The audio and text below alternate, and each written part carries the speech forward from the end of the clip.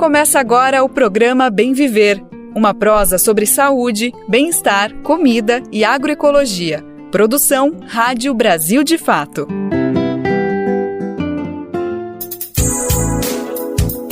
Bora para mais uma? Tá começando mais uma semana e com ela mais uma edição do Bem Viver. Hoje é segunda-feira, minha gente, dia 15 de julho de 2024. Vamos juntos na próxima uma hora botar em pauta todos os assuntos fundamentais para pensar numa sociedade mais justa e igualitária para todo mundo. Meu nome é Lucas Weber, eu te acompanho nessa boa prosa que tá começando agora. A gente fala sobre agroecologia, saúde, alimentação, cultura, mas é claro que a gente também debate as questões que estão pegando fogo no Brasil sobre política, economia e também fora do país também.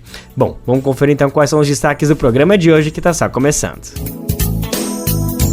Olimpíadas. Na reta final para os Jogos, como os nossos atletas estão preparados? Conversamos com o ex-ministro dos Esportes e atual membro do Comitê Olímpico Brasileiro, Ricardo Leyser.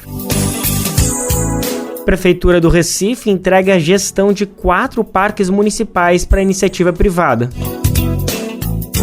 Iniciativa de jovens Itaboraí, no leste fluminense, produz dados sobre o próprio território.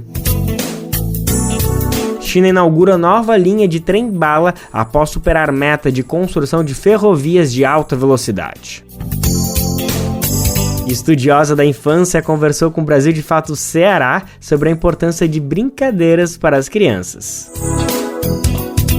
Podcast Radinho BDF estreia nova temporada nessa semana. Tem novidades no ar, a gente vai trazer todos os detalhes. Esses são alguns destaques, mas se liga que o programa tá cheio de coisa pra gente falar. Bora nessa então.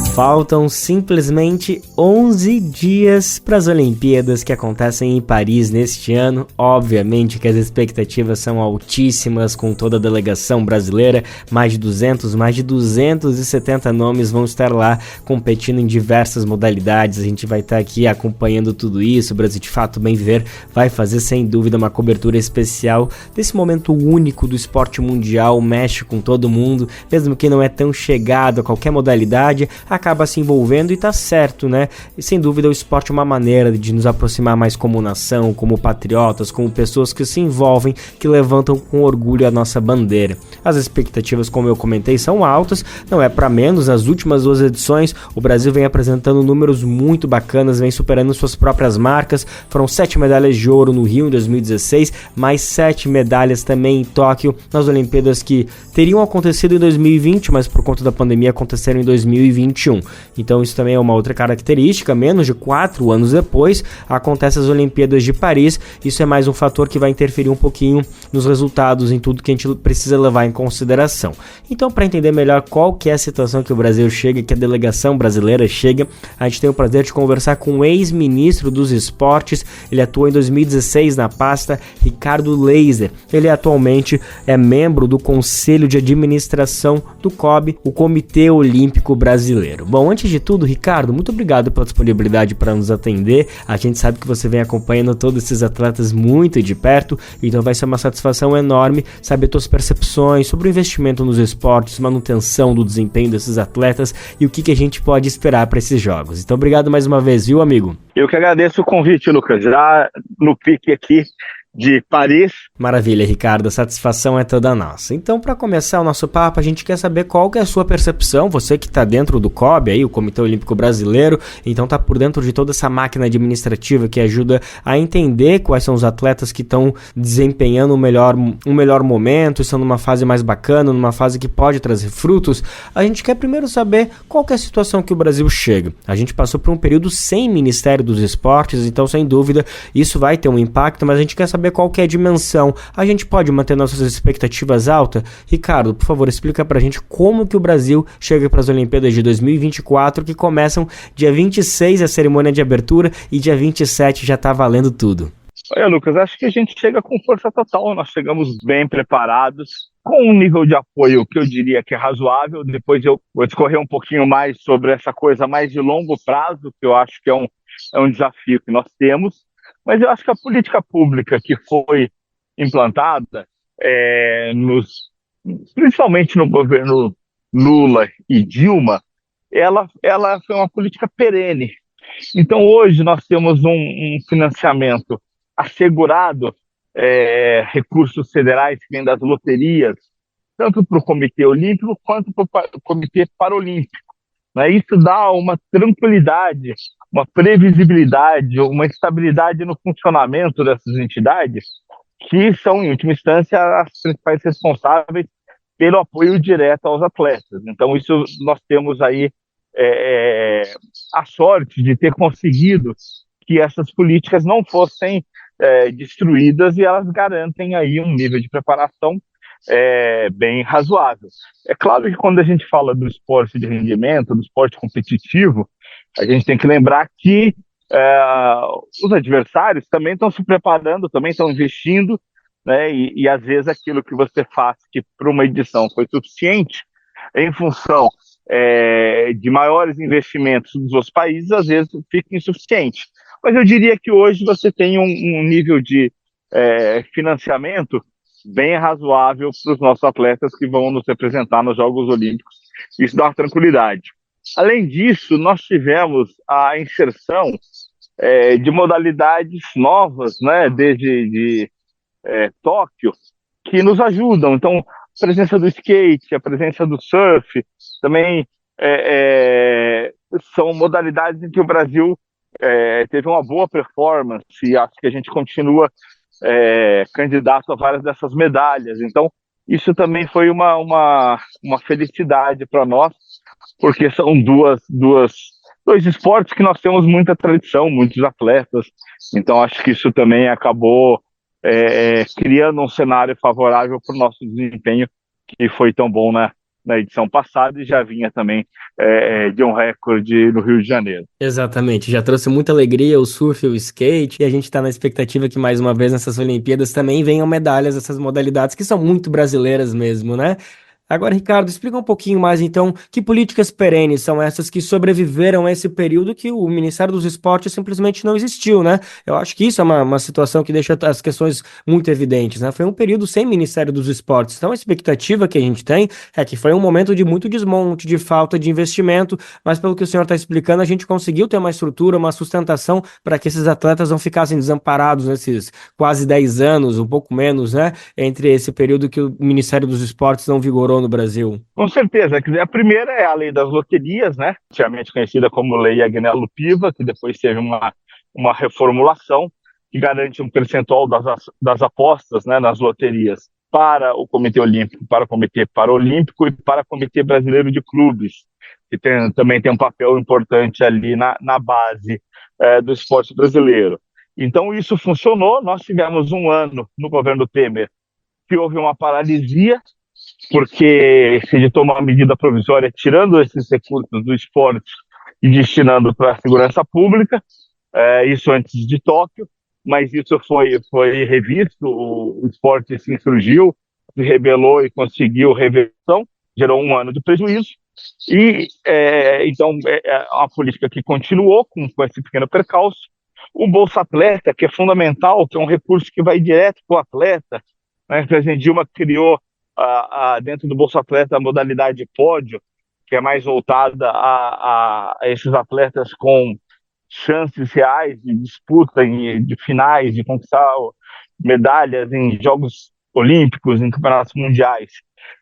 E o Bolsa Atleta continua, né, vai completar 20 anos, então uma política que já tem 20 anos cresce e se estabiliza, né? Os principais nomes do esporte brasileiro, sempre das nossas delegações, mais de 90% dos atletas recebem Bolsa Atleta. Então, e ele é muito importante nesse período antes da conquista da medalha, quando ainda não há iniciativa privada, não há marketing, não há patrocínios, né? Então, é um programa muito importante.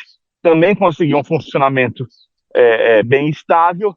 No governo Bolsonaro teve um ano em que o governo deu calote nessa bolsa, sumiu com essa bolsa, mas também um prejuízo só de um ano, e a política continua, né?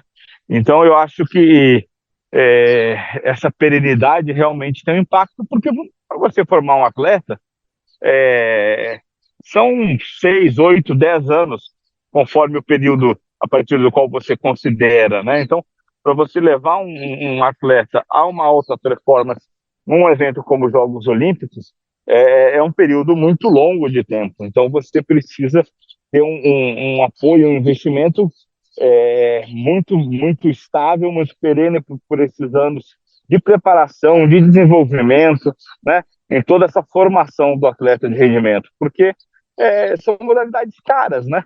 Exige hoje muita ciência, psicologia, equipamentos, materiais, né? Tudo isso acaba consumindo um recurso bem razoável, né? Ricardo, então, apesar de todos esses entraves aí que o Brasil teve nesses anos de apagão que o senhor bem citou, você acredita que a gente pode esperar novos recordes, novas medalhas, não necessariamente que superem os desempenhos de Tóquio, o desempenho do Brasil também, mas você acredita que o Brasil vai estar ali, todas as expectativas podem ser confirmadas nas medalhas que a gente está esperando, desses atletas que já trouxeram muitos resultados para a gente, entre Isaquias, Rebeca Andrade, a expectativa é alta então para esse ano. É muito boa, é alta. É claro que é isso, você pode investir o recurso que for, que você não tem a garantia da medalha, porque essa é a graça do esporte, né? Você não compra medalha, você tem que dar condições para que o talento se desenvolva, mas se tem um talento melhor num outro país, provavelmente ele vai performar melhor na competição, né? Esse é, vamos dizer, o interesse do esporte, em que você tem realmente essa chance de superar seus adversários, mesmo adversários que eventualmente vinham num contexto mais bem financiado, ou, vamos dizer, de um país mais rico, enfim, né? Então, partindo desse pressuposto que nada garante o resultado, mas eu acho que nós temos uma boa preparação, estamos com um time de alto nível, né? E o Comitê Olímpico fez um bom trabalho, contou com todos os recursos necessários, então a expectativa é alta, a expectativa é boa. A minha preocupação quanto a essa falta de investimentos que nós tivemos, que agora começa a se recuperar com a volta do Ministério do Esporte, é mais para as próximas edições, porque nós ainda temos muitos atletas que estão ativos, que foram formados para esse ciclo de 16, que começou lá em 2010, 2011, e que vai se encerrando. Cada vez menos atletas dessa geração chegam em condições de disputar a medalha. Então a minha preocupação maior é essa do médio e longo prazo, de que essa pausa dos investimentos, essa supressão do Ministério do Esporte, do organograma do governo federal, impediram que esse trabalho de base funcionasse, porque se nós olharmos, por exemplo, a Rebeca, a ginástica, Isaquias e o Erlon na canoagem, são atletas que nasceram de programas sociais do Ministério do Esporte, nasceram no programa Segundo Tempo, né, tiveram o primeiro contato com o esporte no programa Segundo Tempo. E um programa que era social esportivo, ele não tinha a pretensão, né, de produzir atletas olímpicos, mas ao permitir que uma gama maior de cidadãos brasileiros tivesse acesso à prática esportiva, é claro que você espera que aflore, né, um pequeno percentual de pessoas que têm esse talento e essa capacidade atlética para se profissionalizar e crescer no esporte de rendimento.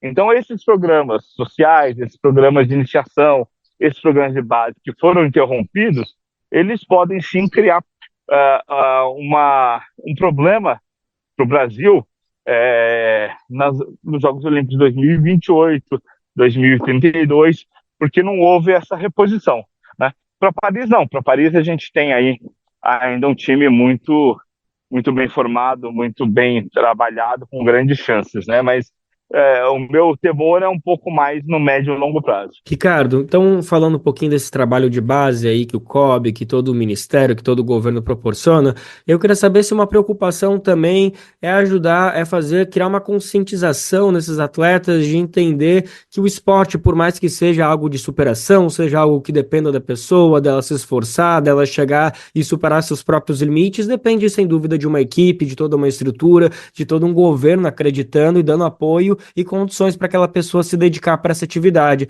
Porque a gente vê muitos atletas de ponta chegando no auge, recebendo muitos apoios e patrocínios, e parece às vezes que se fecha no mundo de um mundo meritocrático mesmo, de que chegou naquele local porque mereceu, e claro que ele mereceu, né? Fez por merecer, mas como muitos outros também, sem dúvida, fizeram, mas talvez não tiveram todo aquele apoio, toda a estrutura, desde familiar e até estatal, governamental. Então, você acredita que também é uma incumbência do governo, além de apoiar financeiramente, mas também ajudar a criar essa conscientização mesmo, todo esse trabalho para os atletas poderem ter uma noção de equipe, de trabalho, de coletividade, entender que o mérito é dele, mas não só? Não, com certeza, esse é um grande desafio, né? A política pública, é claro que ela trabalha o conceito de esporte junto de cidadania, né? Formação de cidadãos, integrado com a educação, com a saúde. Mas a gente observa realmente que muitas vezes, principalmente aqueles atletas que acabam, pelo seu sucesso, enriquecendo, mudando de patamar social, né, tendo uma ascensão muito rápida e muito grande, nem sempre eles conseguem entender um pouquinho esse contexto todo, né, de apoio. Inclusive, isso não acontece só com o público, às vezes acontece com o privado também, porque muitas vezes esses atletas não reconhecem nem o trabalho dos clubes e das confederações, o que é um absurdo, né? Porque para você botar um atleta em nível de competição, vai desde um trabalho administrativo, porque você administrar, por exemplo, uma agenda internacional de competições, do ponto de vista de passagem, deslocamento, é um desafio, né? Imagina você numa canoagem, por exemplo, você tem que levar os barcos, fazer os barcos, estar em condição. Então, são muitos desafios logísticos, técnicos, científicos que cercam, né, o esporte de alto rendimento. Então, eu acho que esse é um papel que a gente ainda precisa desenvolver um pouquinho mais no Brasil. É claro que são poucos que não reconhecem, é uma exceção, mas que, por serem pessoas de muita visibilidade, acabam repercutindo muito, né? Mas a maior parte dos atletas tem essa consciência, principalmente porque aqueles que têm um apoio desde cedo, né? Eu lembro de uma entrevista da Sara Menezes, que foi medalhista de ouro no judô em Londres, e ela falava: olha, eu sou uma mulher negra fazendo judô em Teresina, fora do eixo Rio-São Paulo, tinha 17, 18 anos. Se eu não tivesse o Bolsa Atleta, eu teria que largar o esporte e cuidar da vida, né? Arrumar um emprego, trabalhar, porque não tinha nenhum tipo de estrutura em Teresina que não fosse essa presença do Ministério do Esporte, né? Então, vários atletas conhecem essa história, sabem disso, agradecem e gravam depoimentos nesse sentido, né? Mas, com certeza, e isso é desigual também por modalidades, né? Em algumas modalidades em que você tem mais recursos, mais patrocínios, permitem uma ascensão social maior, às vezes você tem um pouquinho de dificuldade de contar com uma ou outra personagem para ajudar a falar do esporte, a promover, acabam se fechando um pouco nesse individualismo, né? Ainda sobre essa questão do desenvolvimento, do apoio estatal, a gente sabe também que muitos atletas recebem apoio, são apadrinhados, quase dá para dizer assim, pelo Exército Brasileiro, que também tem uma base de formação de atletas. Isso, como que tem sido essa relação com o governo? É algo que faz sentido? É algo que precisa ser revisto? Esses apoios, eles vêm da mesma fonte? Como que funciona isso, Ricardo? Sim, nós criamos esse programa que se chama Forças no Esporte, a partir de uma cooperação, e esse trabalho com as Forças Armadas iniciou primeiro pelo programa Segundo Tempo, pela parte social. Foi só quando nós conquistamos o direito de sediar os Jogos Mundiais Militares, que foram em 2011 no Rio de Janeiro, que se criou essa dimensão de alto rendimento nas Forças Armadas. Então, foi um programa bem interessante, é uma modalidade de apoio que acontece em vários países, né? E o Brasil também surfou nessa onda, né? É um apoio importante aos atletas, dá uma perspectiva também de médio prazo. Então, nós avaliamos positivamente o Forças no Esporte. O que acontece é que muitas vezes no debate público, algumas tendências políticas tentam se apropriar desse programa que foi criado, né, no governo Lula, como se fosse uma coisa ideológica, né, de Forças Armadas, e usam uma imagem mais ligada a uma ditadura, a uma coisa assim, né? Então, algumas pessoas tentam dar um destaque, uma importância, esse apoio do Forças no Esporte, que não é verdadeiro, né?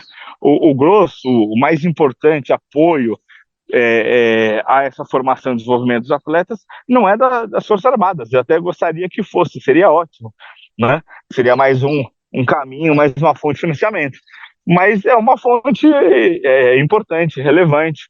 Só não é o que algumas pessoas tentam vender como se o atleta fosse lá. Muitos desses atletas, ou a maioria desses atletas, na verdade, fazem o seu grande desenvolvimento nos clubes, né? Nos clubes sociais e nas seleções. Tal. Então, as principais fontes de financiamento deles são a lei de loteria, são o Bolsa Atleta, quando comparados com o apoio das Forças Armadas. Mas nós somos daqueles que acham que todo apoio é bem-vindo e participamos do desenvolvimento desse programa Força no Esporte e avaliamos positivamente.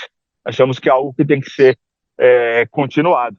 Ricardo, agora só para fechar a nossa conversa, eu queria saber se aquela dica de olheiro aí para todo mundo que está nos acompanhando e vai também acompanhar as Olimpíadas, se tem algum nome que você acha que merece. Claro, todos os nomes, todos os esportes merecem a nossa atenção, mas se você acha que algum atleta esse ano deve despontar, isso, um atleta que talvez não estivesse ano passado, claro, que nas Olimpíadas passadas, claro que a gente vai acompanhar muito a Rebeca, a Raíssa, a Ana Marcela Cunha, Isaquias, todos esses que trouxeram medalhas, ouro, o alto do pódio para a gente também tem uma alta expectativa, mas tem algum atleta que talvez esse ano chegue para despontar, que a gente ainda não esteja ligado nessa grande trajetória?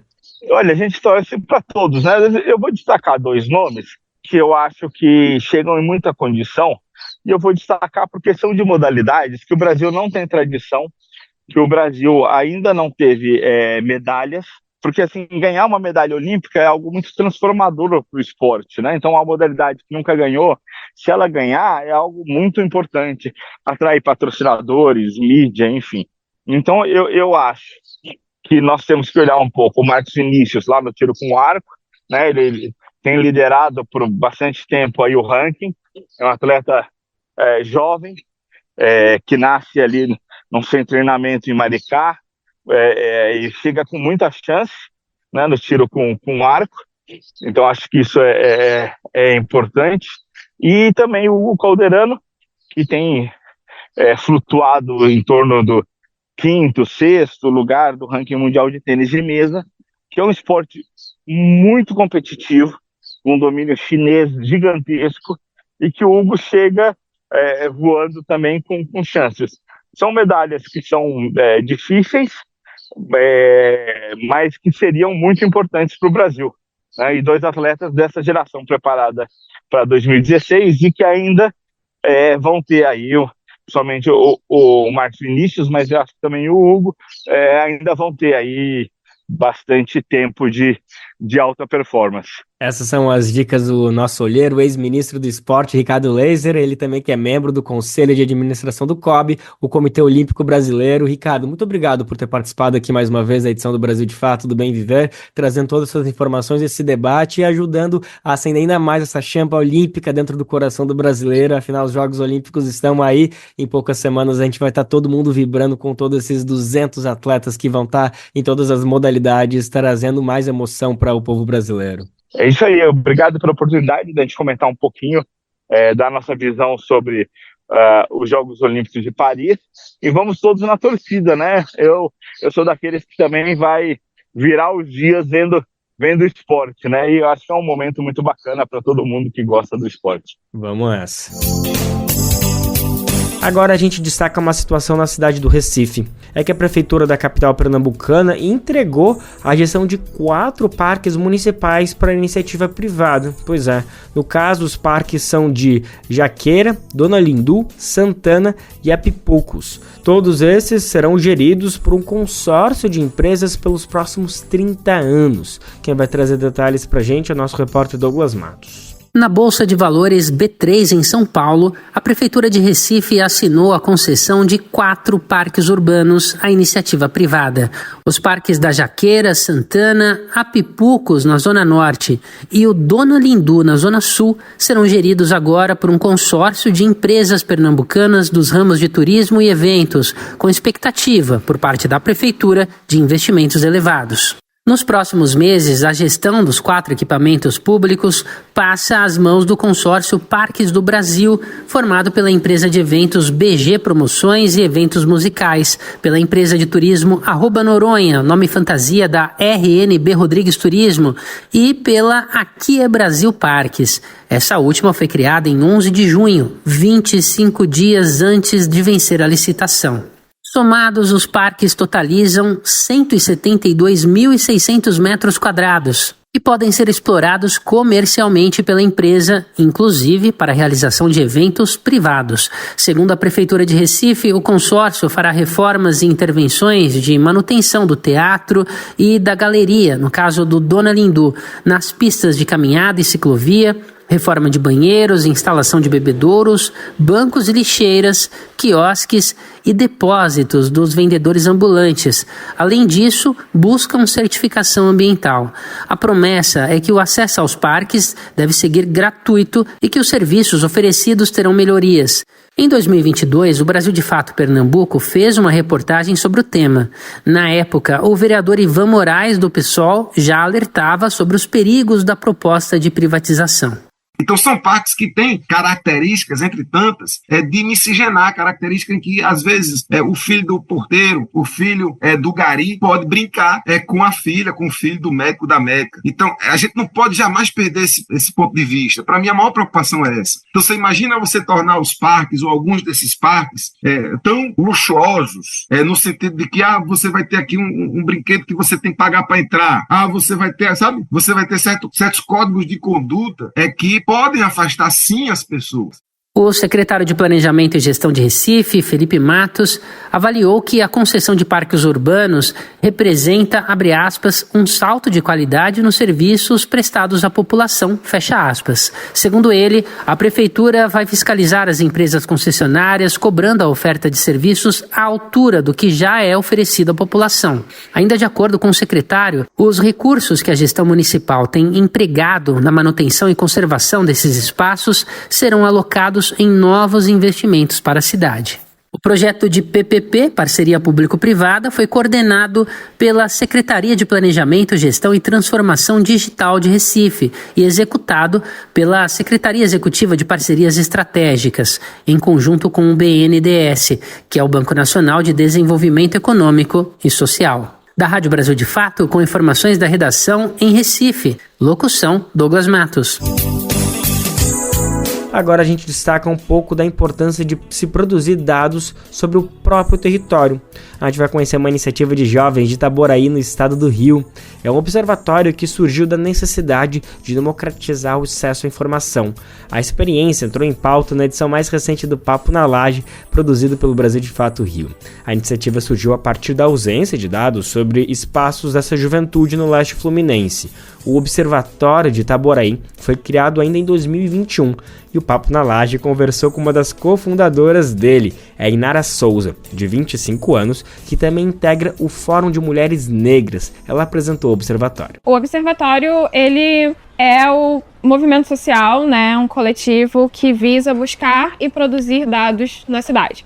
Nosso objetivo dessa geração de dados é para mostrar mais para a população, também, né, para o governo, para a gestão que está acontecendo, mas é principalmente para demonstrar para a população a importância de se gerar um dado. Que tudo o que a gente faz, o que a gente pensa é um dado. Quando a gente está numa lista de presença no evento, coloca lá o nosso bairro, o que a gente faz, isso é dado.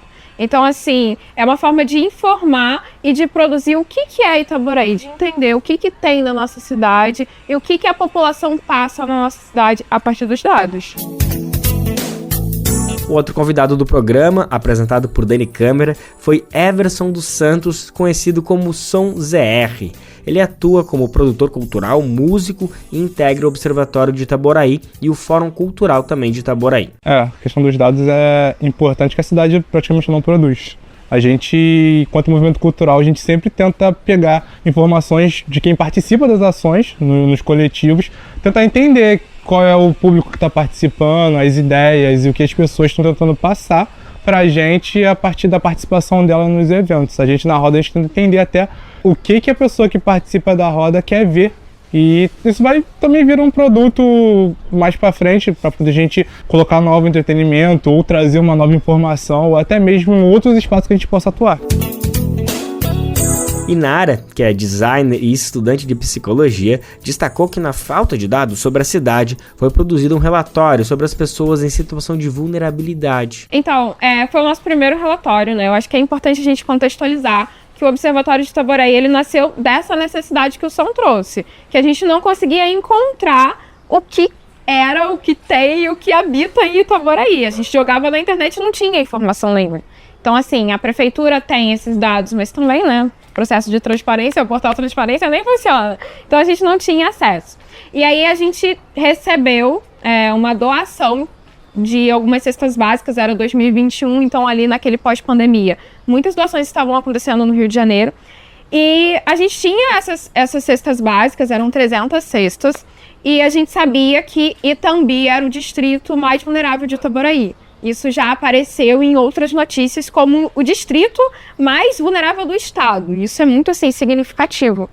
E aí essa nossa, inicialmente, eu, Inara, o Everton dos Reis e a Elizabeth Arruda, a gente estava com essa inquietação de gerar algo, de produzir algo dentro do município, porque a gente sentia falta desse terceiro setor, né? Tinha o Fórum de Mulheres Negras, tinha a Batalha da Foice, tem o Coletivo Ponte Cultural, mas tudo assim, muito distante e não focado para produção de dados. E aí a gente decidiu iniciar essa pesquisa lá em Itambi. Então, a gente começou criando um formulário com uma pesquisa mais socioeconômica, né, só para conhecer mesmo aquela população. E Itaboraí tem, assim, um público que não entende muito bem essa questão do terceiro setor, né, de movimento social. Então, a gente chegava com a cesta básica, a galera, então eu tenho que votar em quem? Não tem que votar em ninguém. Você pode responder as nossas perguntas, se puder, é legal, se não quiser, tudo bem. E aí, a gente conseguiu, em 2 semanas, 15 dias, todo dia na rua, sem dinheiro nenhum, um ajudando o outro, um ia pagando o almoço. Teve a casa de uma moradora, assim, que era parceira, que a gente conheceu no CRAS, que ajudou a gente, que fazia uma comida, que levava a gente nos lugares, né, porque Itambi tem essa questão do tráfico, então a gente pediu licença para entrar, porque o território é do morador, então a gente entende que a gente tem que ir, assim, e com o máximo respeito para conhecer eles. Porque o que a gente está pedindo é invasivo, querendo ou não, né? A gente chegar na casa de uma pessoa, bater, simplesmente falar quantos anos você tem, quantas pessoas moram aí, é invasivo. Então a gente vai com o máximo respeito e tentando sempre um diálogo com a população. E aí a gente foi conhecendo o perfil, pelo menos, de Itambi. Foi conhecendo que as mulheres negras são as chefes de famílias, são as questões principais de vulnerabilidade e da dificuldade de acesso que eles têm ao CRAS, ao CREAS, ao posto de saúde, sem agente de saúde. Como que é transporte? Não tem transporte para Itambi, a galera se movimenta com bicicleta ainda. Às vezes vai de bicicleta de Itambi até Manilha, que eu nem sei, amigo, deve ser o quê? Uns 10 quilômetros? Por aí, 10 a 12 quilômetros. Entre 11 e 12 quilômetros, mais ou menos. Então, assim, a gente começou a perceber, a partir dessa primeira pesquisa, as necessidades das outras. Nas palavras de Everson, a falta de dados está engessada em algumas gestões públicas. Ele exemplificou situações em que considera falhas no processo de democratização da informação no município. A gente percebe que essa falta de dados é algo que está engessado na gestão, não é de hoje, há muitos anos atrás está engessado, e a parte de informatização da gestão, onde você vê São Gonçalo, Tanguá, cidades no entorno em si, já tem N partes dela, da gestão, informatizada. Já tem várias partes, já processo administrativo já é eletrônico. Itaboraí ainda não tem um processo administrativo eletrônico.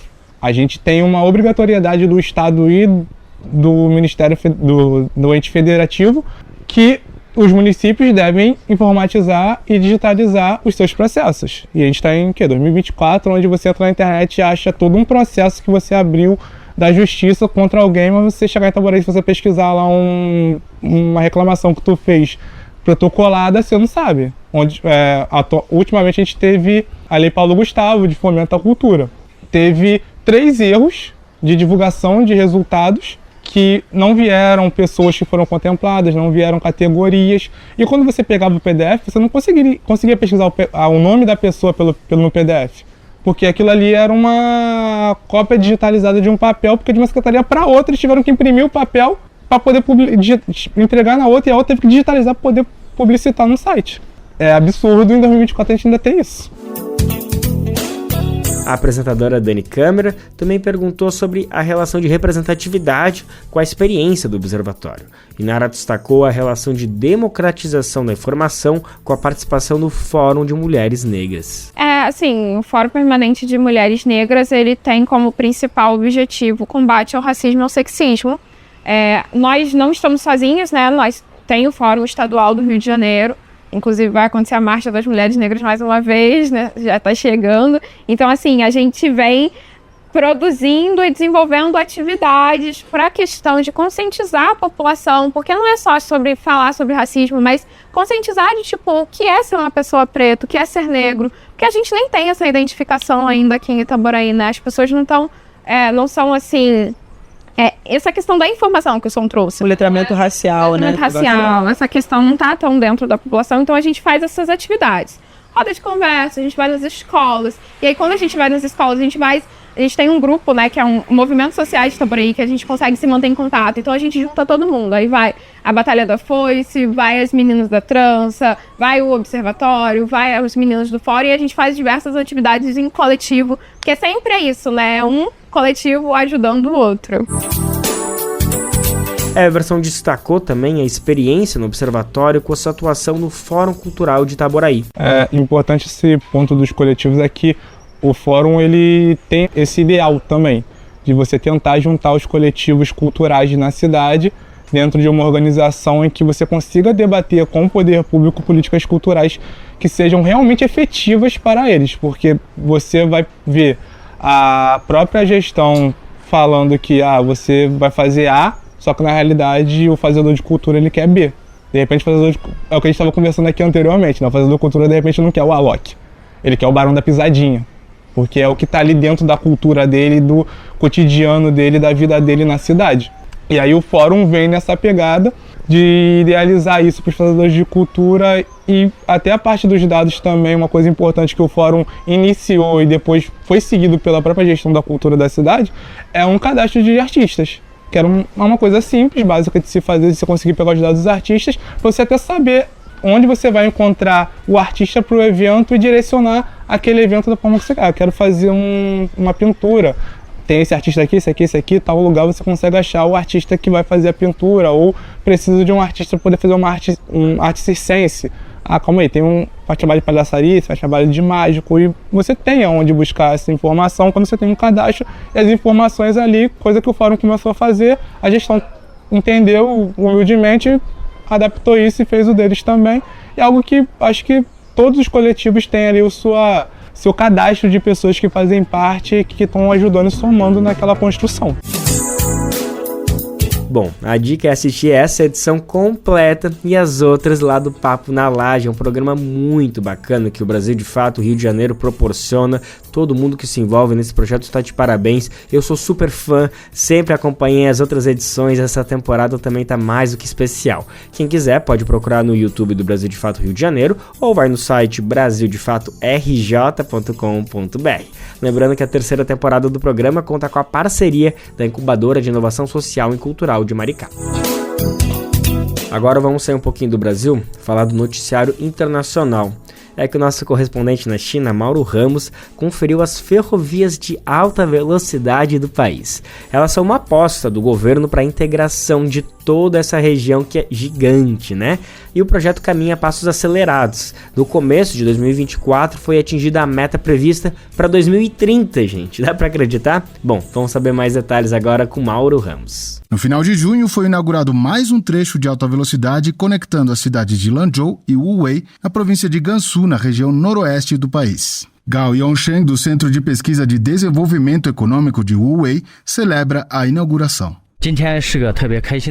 É um dia muito feliz. O trecho da ferrovia de alta velocidade que vai do aeroporto de Zhongshan a Wei entrou em operação. Eu estou envolvido na construção desse projeto há mais de 10 anos. Hoje, depois de ver a inauguração dessa ferrovia de alta velocidade, eu penso nos benefícios que vai trazer para mais de 51.800.000 pessoas.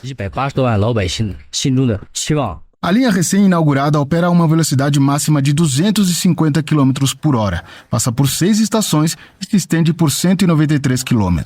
O novo trecho faz parte de uma ferrovia maior que conecta a capital de Gansu, Lanzhou, com a capital de Xinjiang, Urumqi. Com mais de 1.900 quilômetros, ela é a maior do noroeste chinês e a única que conecta Xinjiang com o resto do país. Ela percorre o corredor de Hexi, um trajeto histórico e o mais importante da antiga Rota da Seda nesta região. Essa linha de alta velocidade mudou o potencial do transporte na região, aumentando a capacidade de transporte de passageiros e liberando linhas para o traslado de mercadorias, como explica Wang Dalin, funcionário do China Railway Lanzhou.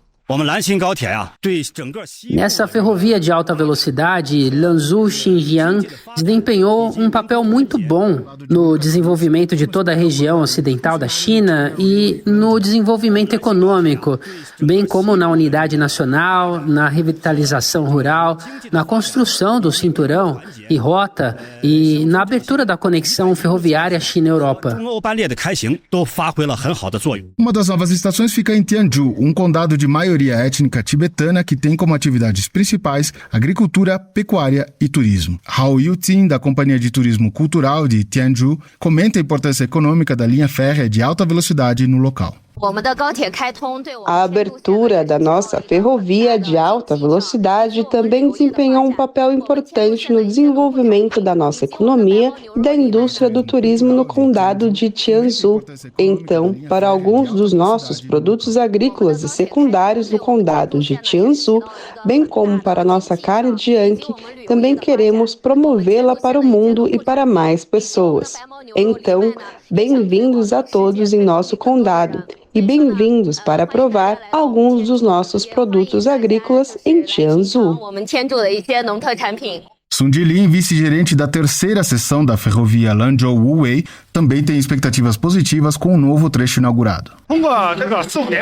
Depois de 4 ou 5 anos de construção, a seção Lanzhou-Wuwei da ferrovia de alta velocidade Lanzhou-Zhangye foi finalmente inaugurada hoje. Eu estou muito orgulhoso e honrado também por poder testemunhar a cerimônia de lançamento do primeiro trem. Neste momento, eu sinto que o trabalho árduo e a dedicação dos últimos 4 ou 5 anos valeram a pena. A abertura dessa ferrovia de alta velocidade vai certamente levar um enorme desenvolvimento social e econômico das áreas ao longo da ferrovia e ajudará o condado de Tianzhu a se conectar melhor com o resto do país e do mundo. E Wuwei, na província de Gansu, na China, para a Rádio Brasil de Fato, Mauro Ramos. Uma curiosidade, para quem imaginou o mapa do planejamento ferroviário de alta velocidade na China, que a gente ouviu agora na reportagem, é o seguinte: a versão em texto da matéria traz a imagem detalhada pelo país, dando uma dimensão da grandeza do projeto. A China é o terceiro maior país do mundo, com 9,5 bilhões de quilômetros quadrados. Ligar todas essas regiões por malha ferroviária é um feito e tanto, gente. Confere então lá na matéria, vai em brasildefato.com.br. Ela foi publicada no último dia 11, na semana passada. Então, nesse caso, vai em últimas publicações e aproveita para se atualizar de outras coisas que o Brasil de Fato vem trazendo. Tudo isso com a visão popular do Brasil e no mundo. O papo agora é sobre as infâncias e os debates necessários que esse assunto exige. Geralmente, a gente escuta que cuidar de criança não é fácil. e que não existe uma receita pronta para isso, é verdade, né, gente? Além disso, é muito comum as pessoas acharem que estão cuidando da melhor forma sem perceber algumas questões, o que também é normal. Uma coisa é certa, se a pessoa responsável achar que cuidar é fácil demais, tem alguma coisa errada com certeza. Assim fica a pergunta, está sendo fácil para a pessoa responsável? Ou ainda, será que pode ser difícil para a criança hoje ou amanhã? Além das pessoas responsáveis e das próprias crianças, os assuntos interessam a toda a sociedade, até porque as infâncias estão relacionadas também na interação com o mundo. Por essas e outras, nada melhor que acompanhar uma especialista sobre esse tema. O podcast de Vera conversou com Sara Aguiar, que além de mãe, é estudiosa da infância. Ela também é professora, jornalista e mestre em educação pela UFC, a Universidade Federal do Ceará. Uma das questões que Sara abordou foi a importância das brincadeiras. A entrevista foi realizada pelo jornalista Francisco Barbosa, do Brasil de Fato Ceará. É a maneira mais cheia de essência de ser criança, né? Eu acho que não existe a criança sem a brincadeira, porque é a maneira que elas têm de interpretar o mundo, né? De ela ressignificar aquilo que elas também sentem, de entender os próprios sentimentos. Eu acho que é pela brincadeira que a gente consegue fazer com que a criança receba melhor esse mundo que ela está chegando, né? Que ela consiga melhor entender esse mundo. E é muito importante sempre, assim, vários aspectos dessa brincadeira, desde que ela aconteça de uma maneira livre para a criança, né? Sem amarras, às vezes os adultos ficam ali tentando conduzir, isso em alguns momentos é legal, mas é muito bom que essa brincadeira, que os jogos, né, que aconteçam de maneira muito à vontade, em um tempo em que elas tenham bem livre mesmo, né, para que elas possam interpretar esse mundo por meio das brincadeiras. É assim que elas também interagem com os outros, né, com os pares, com os adultos também. É assim que elas conseguem trazer para dentro das brincadeiras e compreender os próprios sentimentos. Isso é muito legal também, né, que elas conseguem compreender e mensurar e abstrair a questão das regras, né, aquela coisa do conviver, da diversidade, das regras do jogo, a questão de elas entenderem por que aquilo funciona daquela forma. Então, assim, de que maneira o mundo funciona e como eu posso mensurar isso dentro da brincadeira, né? Mas é muito mais também, assim, eu acho que os jogos, eles trazem, por exemplo, uma questão, essa questão das regras que a gente falou, a questão da integração com os pares, né? A questão da compreensão dos sentimentos. E aí, quando eu coloco isso para uma coisa de cultura também, né, como a gente conversou, assim, como é que esse acesso à cultura também é importante, é eu entender também que a cultura dentro desse processo, ele é uma formação de identidade, sabe, Francisco, de pertencimento. É muito importante que desde cedo a gente possa levar, e assim, nós somos, e a criança também é uma produtora de cultura, né, nós somos todos, nós não somos só receptores do que está pronto, a gente está ali numa iminência o tempo inteiro de produção de cultura, e não só na iminência, né, mas de uma produção concreta. Então, quando você, para além dessa produção, que ela né, significa com as próprias brincadeiras, com os próprios jogos, mas a gente também possibilita que elas tenham acesso a uma cultura que também já está estabelecida, né, de códigos culturais, de ancestralidade, né, de contato com pessoas mais experientes. Quando ela caminha pela cidade, caminhar pela cidade é um ato cultural também, né, é uma apropriação daquilo que é dela, né, é um vínculo afetivo com aquilo de que ela faz parte. Eu acho isso muito importante, sabe? Eu acho que a gente não pode negar. Sara Aguiar também comentou a relação das crianças com o mundo, mas antes disso, ela lembrou que existem situações que causam insegurança para as pessoas cuidadoras, no caso, formas de violência e crimes contra crianças, por exemplo. Mas Sara defendeu a necessidade de um equilíbrio nesse cenário. Em outras palavras, um olho na atenção e cuidados para a segurança e outro na garantia das relações cotidianas. Isso, de acordo com o especialista, favorece uma sensação de pertencimento ao mundo. Sara também destacou o desenvolvimento do jornalismo para o público infantil. Para ela, é importante garantir que as crianças participem das experiências que formam as relações entre si e a sociedade. E é fazer com que ela se sinta parte desse todo, né? De que somos nós, assim, nós todos dentro de um aspecto cultural, né? Então, quando você abre isso, você também fortalece a criança. Quando você enclausura muito a criança, quando você isola a criança do mundo, a gente vê muito isso, às vezes, Francisco, assim, no jornalismo, né? Por exemplo, eu pesquiso uma ramificação do jornalismo, que é o jornalismo para crianças, e aí eu lembro que muitas pessoas, às vezes, me questionam, assim, Sara, mas esse não é o mundo das crianças, né? Mas vamos fechar isso aqui não faz parte, deixar a criança ali na redoma sagrada e tal. E as crianças passam no meio da rua e vê pessoas em situação de rua e perguntam por que elas estão dormindo ali, né? Então, assim, a gente já tem um olhar normalizado para isso, mas elas questionam, elas não têm, e a gente não pode perder, porque elas, né, não pode perder esse olhar delas. Então, isso tudo é cultura. E, assim, quando a gente insere as crianças, não no sentido de precipitá-las a uma idade mais avançada, para além da sua maturidade, não é isso, né? Mas quando a gente possibilita todas essas brincadeiras de uma maneira de ela também estabelecer contatos com essa realidade, dentro daquilo que cabe à maturidade dela, claro, né? A gente também faz com que ela faça parte, e isso é cidadania, né? E isso é pertencimento, isso é vínculo afetivo, né? E isso é a formação de uma personalidade para que mais tarde ela como sujeito de direito que já é hoje, que já pode questionar sem dúvida, exigir os seus direitos, né? Mas que mais tarde também ela possa, como um cidadão votante, como uma pessoa que está na cidade, ser uma pessoa muito mais crítica para fiscalizar os serviços públicos, né? Para dizer, isso daqui não está certo que seja desse jeito.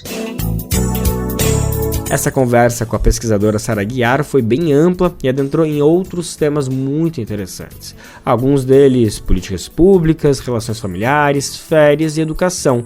Mas a gente ainda destaca mais um deles que segue movimentando os debates sobre a infância. É a relação com as tecnologias. Pois é, né, gente? Para ela, o tema exige um olhar bem mais amplo que barra o uso das telas. Eu acho que desde o momento em que você isola, né, ali, coloca a criança, tira a criança do real e bota ela no virtual, aí já há um impacto grande. Há um impacto dela com o mundo virtual, já é um segundo impacto, né? E há também questões adjacentes a essas duas maiores, que é a questão que a gente pode também destrinchar um pouquinho da educação para essas mídias. Mas, por exemplo, a partir do momento em que e eu estou falando aqui, a gente está falando aqui, né, preciso deixar bem claro também, Francisco, que a gente está falando em excessos. Lembrando que a linguagem da tecnologia, ela é uma linguagem que a criança já convive, né, e que, assim, não é o caso de você tirar completamente, né, vamos barrar completamente e tal.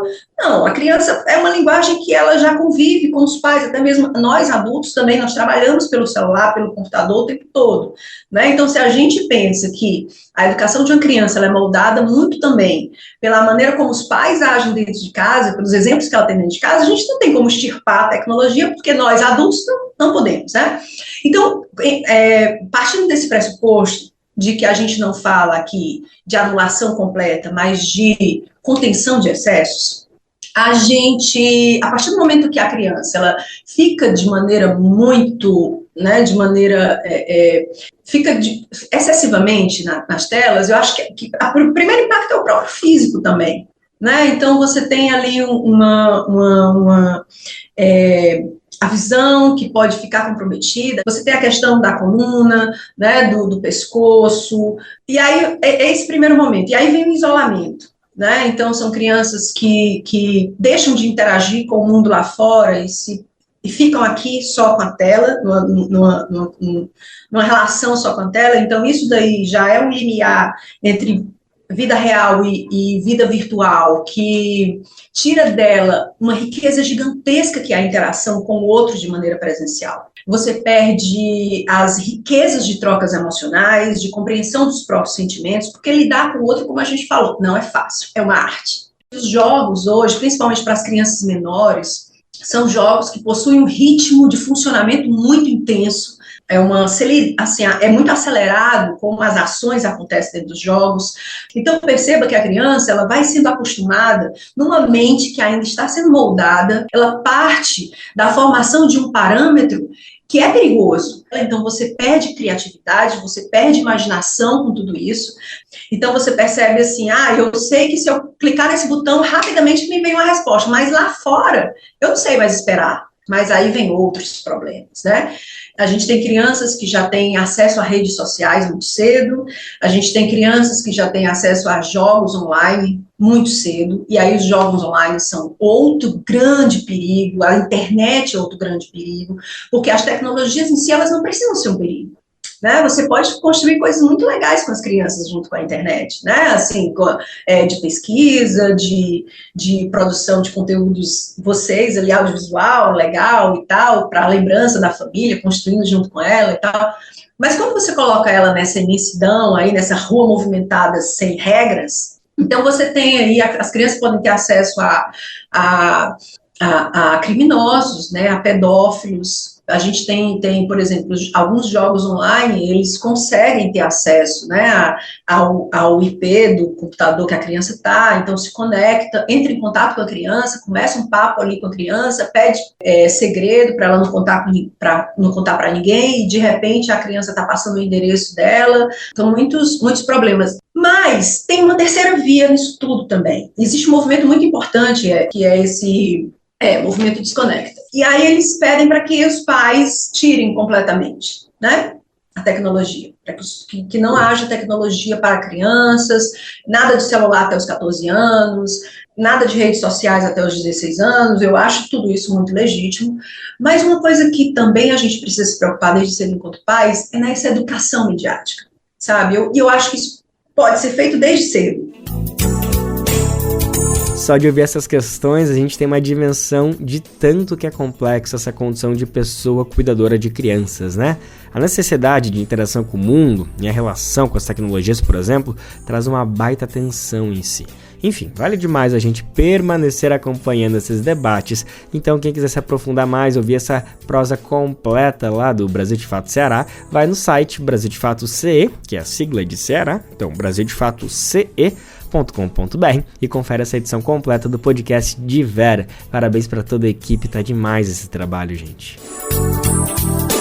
E olha só, tem outra dica de programa de rádio que aborda as infâncias.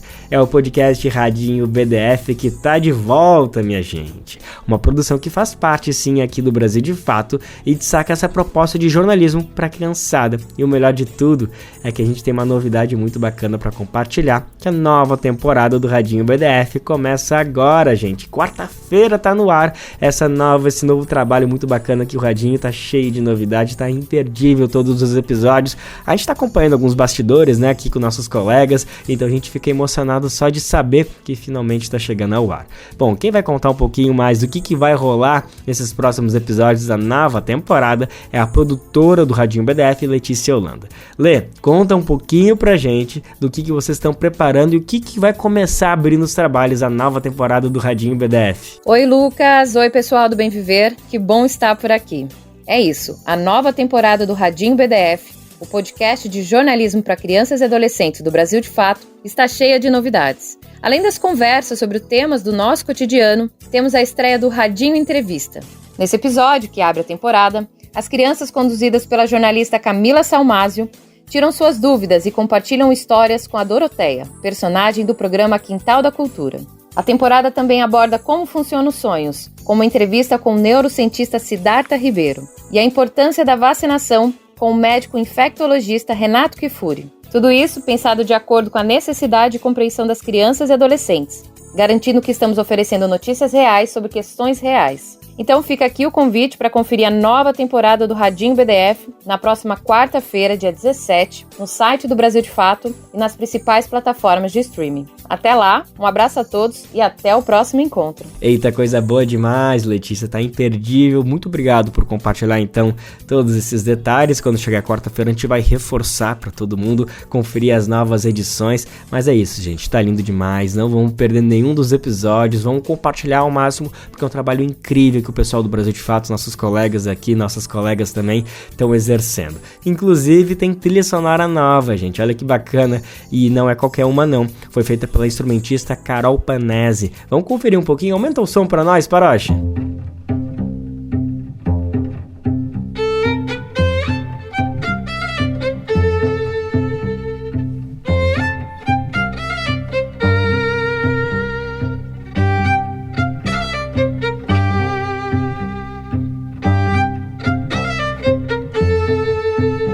Que lindeza, gente, violino e tudo. Tá aí mais um motivo para ouvir o nosso Radinho BDF, que estreia a nova temporada quarta-feira. E o nosso Bem Viver de hoje fica por aqui. Amanhã estamos de volta sempre a partir das 11 horas da manhã. A gente chega para o mundo inteiro por meio do nosso site brasildefato.com.br. Você confere o nosso programa e depois à 1 da tarde você confere aqui em São Paulo pela nossa parceira RBA, a Rádio Brasil Atual 98,9 FM. Lembrando que o nosso programa vai ao ar em diversas rádios pelo país e a lista completa de emissoras que retransmitem o programa você encontra no nosso site, na matéria de divulgação diária do programa. Aqui a gente aproveita para agradecer esses veículos por estarem com a gente. O Bem Viver também fica disponível como podcast no Spotify, Deezer, iTunes e Google Podcast. A apresentação deste programa foi de Lucas Weber. Roteiro de Daniel Lamir, que tá saindo de férias. Muito bom proveito, meu amigo. Na volta a gente tá junto aí pra prosear sobre como foram esses dias. Descansa que por aqui a gente segura todas as pontas, viu? Edição e produção de Camila Guiar, Daniel Lamir também e Douglas Matos. Trabalhos técnicos de Lua Gattinone, Edson Oliveira e André Paroche. Coordenação de Rádio e TV Moniz Ravena. Diretora de programa de áudio Camila Salmazo. Direção executiva Nina Fidelis. Apoio toda a equipe de jornalismo do Brasil de Fato. Até amanhã, gente. Tchau, tchau. Você ouviu o programa Bem Viver, uma prosa sobre saúde, bem-estar, comida e agroecologia. Produção Rádio Brasil de Fato.